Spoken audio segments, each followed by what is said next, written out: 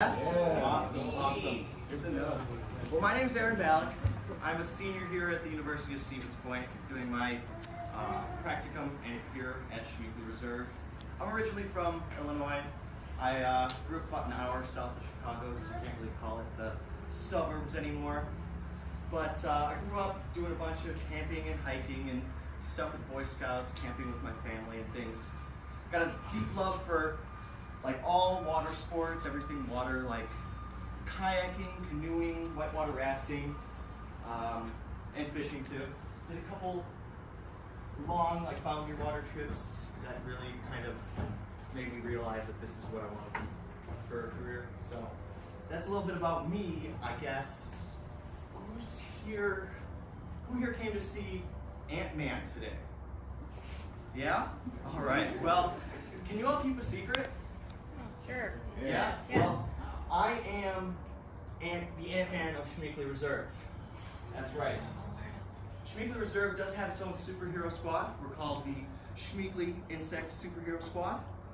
And we're made up of aquatic macroinvertebrates.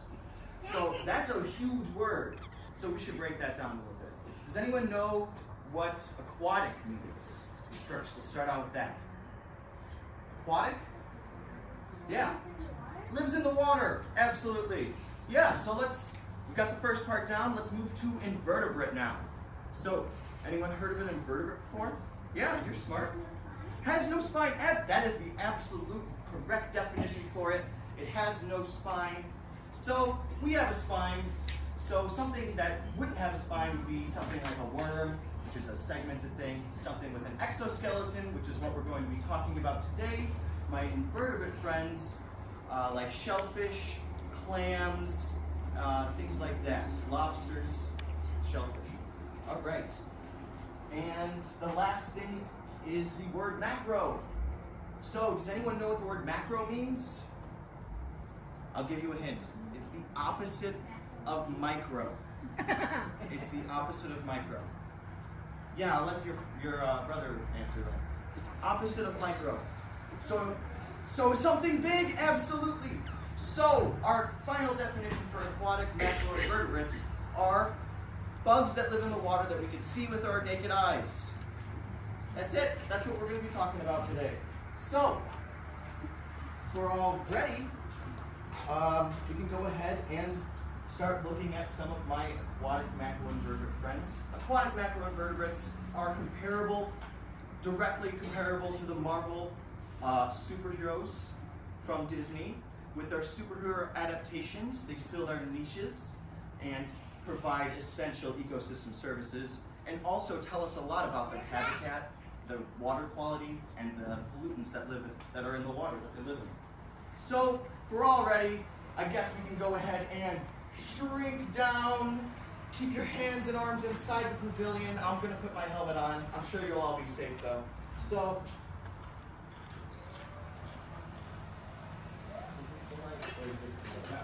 this is the light.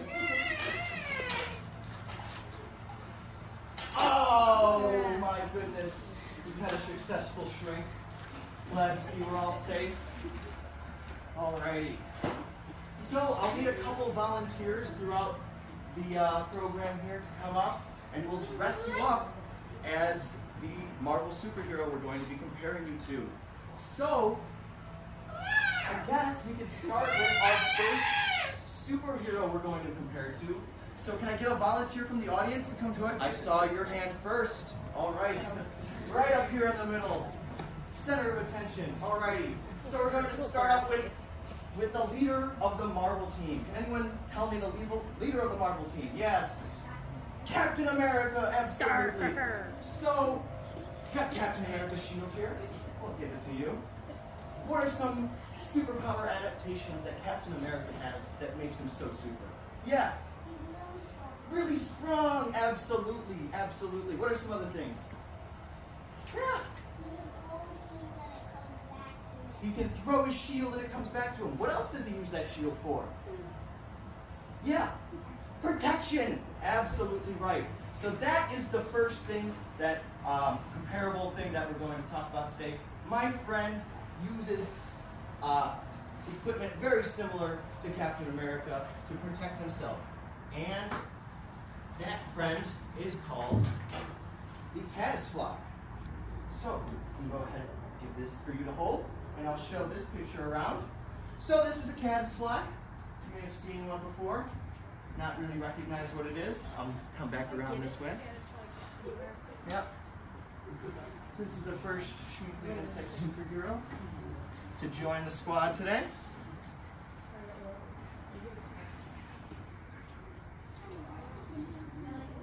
You like the colors? Cool.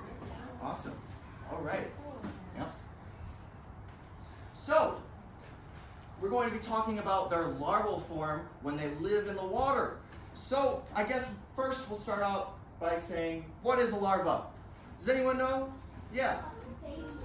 A baby insect. Absolutely right. So, we'll be talking about a couple different types of baby insects today, talking about both nymphs and larvae. So, the main difference between those is that larvae, while they both go through metamorphosis phases, a larva goes into a cocoon or a chrysalis, and that's the main difference between the two. A nymph kind of looks like its adult form and just sheds its skin and emerges as an adult form. So, we're talking about the larva of the caddisfly here. The caddisfly uses armor for protection, like Captain America here. Captain America's shield, right? So, they wrap themselves up in pieces of wood, and this one here has some gravel that it's wrapped itself around in. It uses this for protection. Yeah.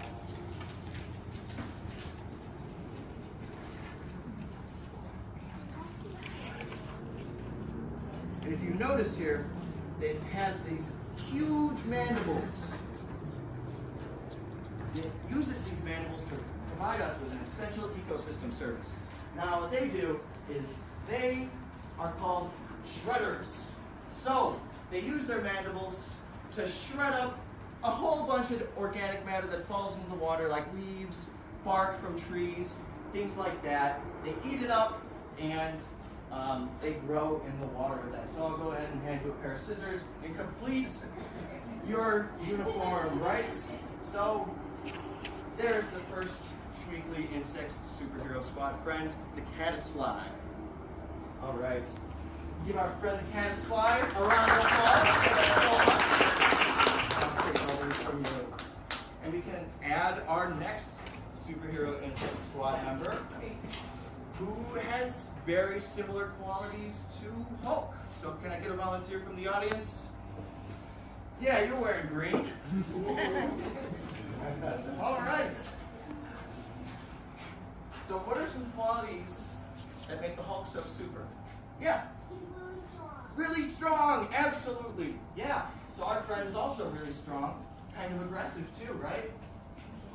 What are some other things that make Hulk so super? Yeah. How does he change? Does he change? Yeah. Yeah. He changes from a man into the Hulk, right? That's a superpower. That's what we're going to talk about with my friend too. As bugs, though, that's called metamorphosis. So, my friend, the dragonfly, is very similar to the Hulk, an aggressive predator-type bug that goes through a metamorphosis just like the Hulk does. All right, so I've got a picture of a dragonfly going through metamorphosis. This is the nymph. So it just emerges from the nymph form as a fully developed dragonfly, compared to a larva, which would go through a cocoon or a chrysalis. So is there any other insects you know that have nymph forms you think of? Yeah. A butterfly actually is a larva. It has a cocoon, right? Sometimes a chrysalis, if it's a moth. Right. What's something that emerges like this, straight from its baby form? Yeah. A ladybug. A ladybug? That's a good one. I'm not sure. I would have to check. But what comes to my mind right away is the cicada. Yep. Alrighty. So, our Hulk up here is missing something, right? It's missing its wings. So I think we need to give the Hulk is wings, right? The dragonfly's wings. Alrighty. We've gone through your metamorphosis. All right. Fantastic. Let's give our Hulk volunteer a round of applause. Thank you so much. I'll go ahead and collect all this again. All right. Fantastic.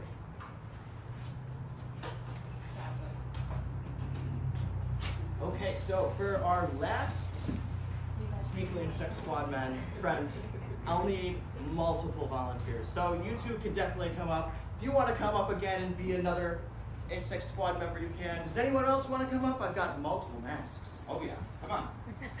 Yep. Yeah. Hey, they're raising their hands. It's all good. Yeah. We're enjoying watching this. I think so.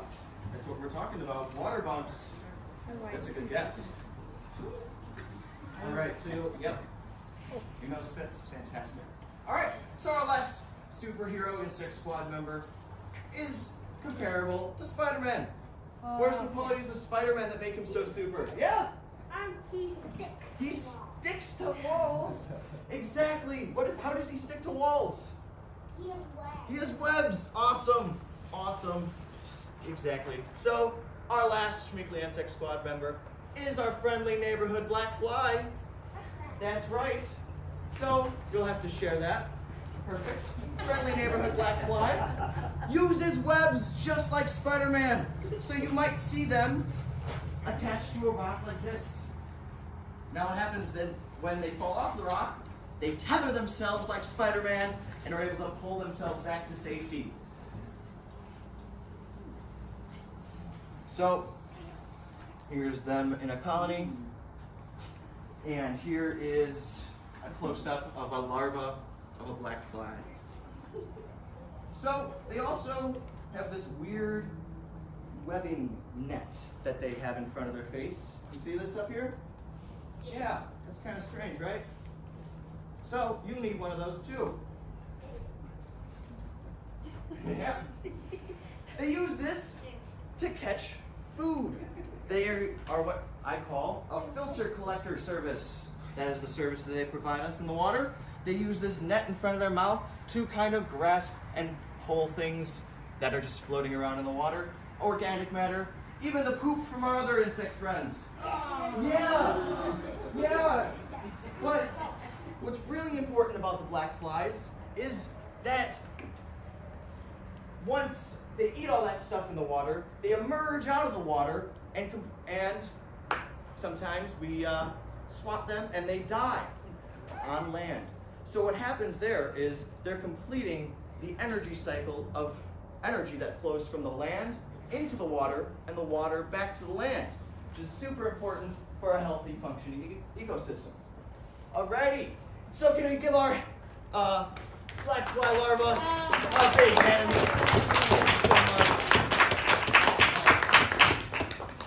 Alright, thank you so much. Awesome. There is a tadpole in there. Good eye. Alright, go ahead and take a seat for me though. We'll get to those in a little bit. Yeah. There's one last thing I need to talk about. What happens when my Schmeeckle Insect Squad friends combine as a team? They tell us a whole lot about their ecosystem and the environment that they live in. Specifically, they tell us about the levels of pollution in their water. So scientists have actually studied each of these insects, invertebrates, individually and been able to categorize them, seeing how well they can live with different pollutants in the water. So I'm going to go into a little bit further detail on different pollutants in the water, but does anyone have any examples that they know of pollutants that exist in the water? Yeah. Gas. Gas, okay, yep. Yeah.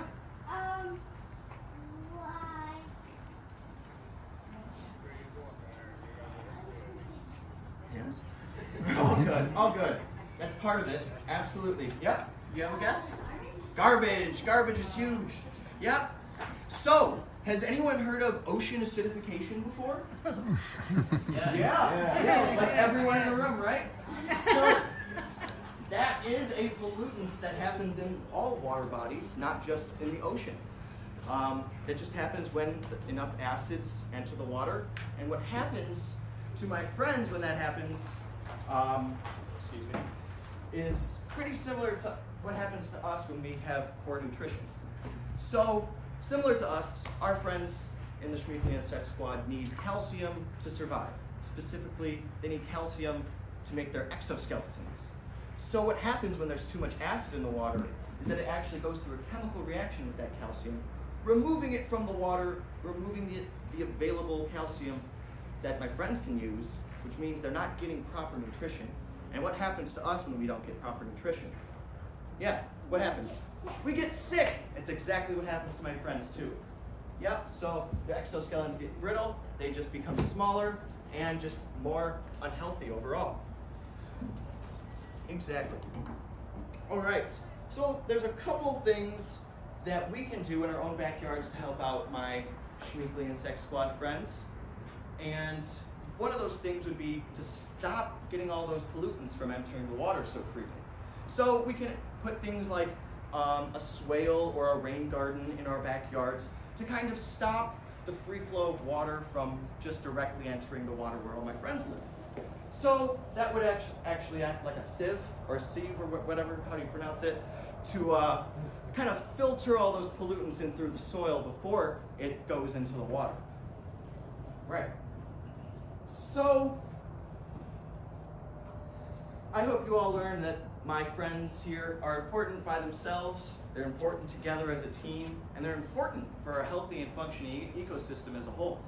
So I'm going to invite you all to come up here and you look through these trays yourself, use the dichotomous key here, go through that a little bit further if you're interested, or just have a little bit of conversation about how to implement a swale or a rain garden in your own backyard. So thank you.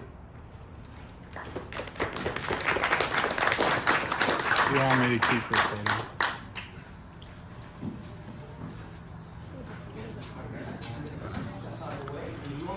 Down here, that is absolutely the purpose of those spoons.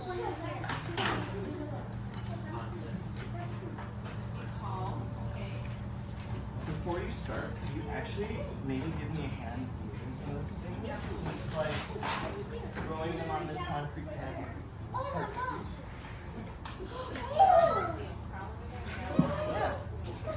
So we have 3 different containers we could spread out and look if we're interested. Does anyone have any questions or anything they would like to talk about right now?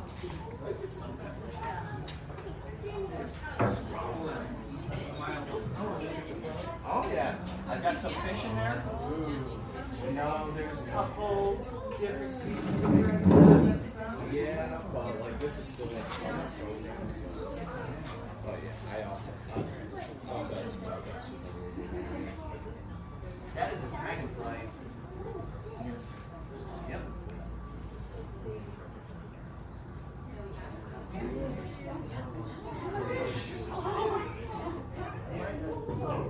Yes.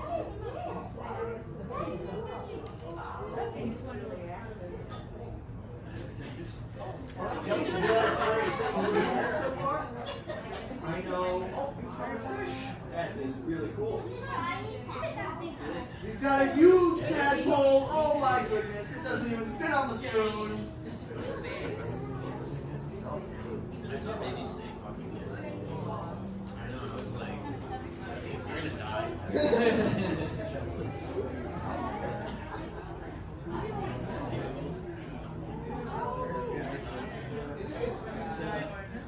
Do you have any questions or concerns? Can dig a hole, plant some plants in it, and then those roots and holes kind of water into the soil instead of just letting it flow like they're going against or something like that. I mean, normally you put like plants that are okay with being waterlogged for a little bit. Otherwise, you know, you just kill the plants. Yeah, exactly.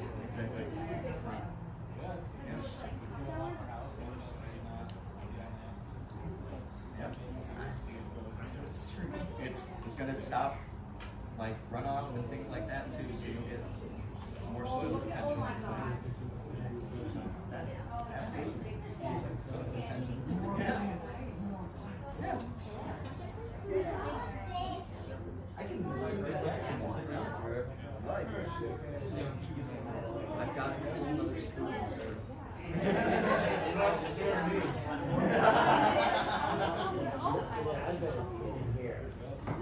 I have a map here if you're interested as well. You sure want a lot of beach. Has anyone found something they would like to identify further? You have. Okay. This guy. He's so cute with his little back feet. I know. And I'm feeling really bad.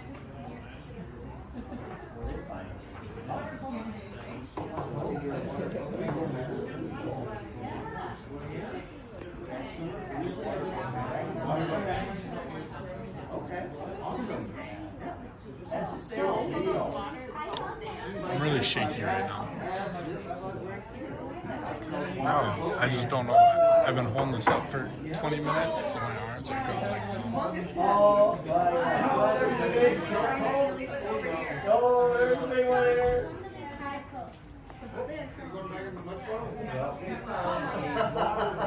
They won't fit in this. There's one over here in the crate. You guys see that? Here. Check out the size. Check out the size. The size difference of those tadpoles? It's gotta be different species.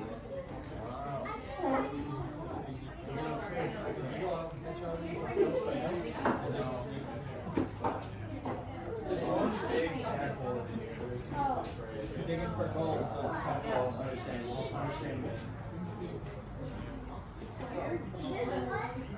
Anything over here, anyone would like to identify using the kindness of Okay, which one's bigger, you guys?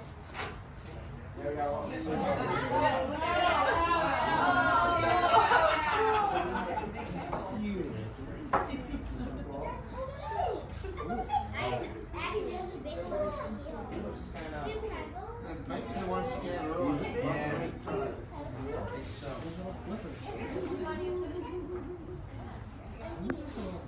Doesn't cover fish. No, unfortunately.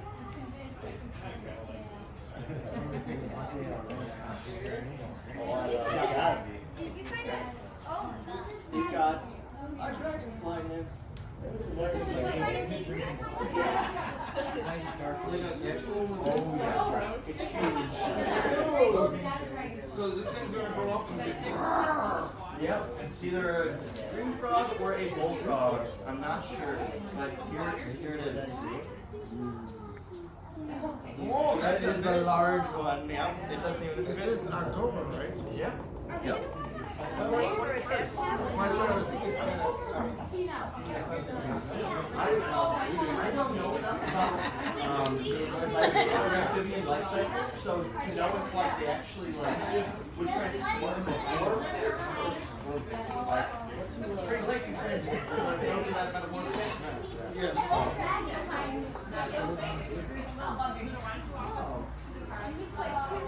Got some sort of diving beetle. Aaron, we found gold. Oh, I think so. Yeah, good job.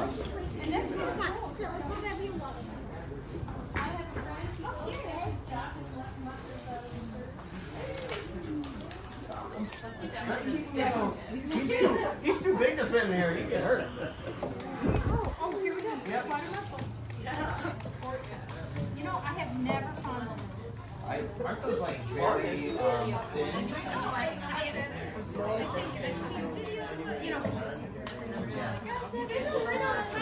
Yeah, there's one like this. Okay, I'll be impressed if anybody finds a curly one. I'm sorry, the orbs stand. Oh no, you're good. They're pretty small. Orbs stand. They're only about this big. I think we're gonna go over there earlier. You can move around. He's traveling. Oh, I've got some insects in some vials if you're interested. These are dragonfly nymphs. All of these. All of these dragonfly nymphs. Actually, I have to give them back to the owner. Sit up. And So they're your personal names. Fox and I, yeah. caddis flies. I know all the rules You are can actually see the armor for yourself. Excuse me.